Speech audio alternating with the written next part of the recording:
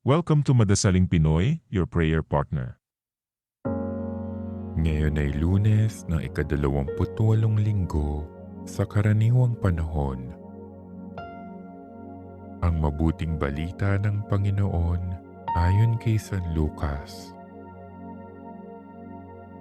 Noong panahong iyon, samantalang dumaragsa ang mga tao, sinabi ni Jesus, "Napakasama ng lahing ito.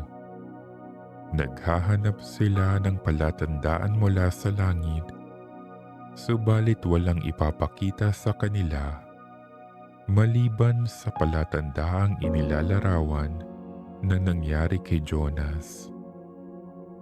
Kung paanong naging isang palatandaan si Jonas sa mga taga-Ninive, gayon din naman magiging isang palatandaan sa lahing ito ang Anak ng Tao. Sa araw ng paghuhukom, titindig ang reyna ng timog laban sa lahing ito, at sila'y hahatulan niya ng kaparusahan. Sapagkat nanggaling siya sa dulo ng daigdig upang pakinggan ang karunungan ni Solomon. Ngunit higit na di hamak kay Solomon ang naririto.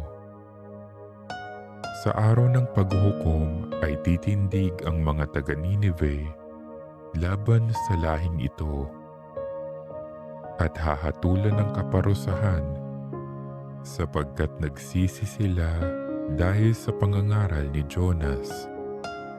Ngunit higit na di hamak kay Jonas ang naririto.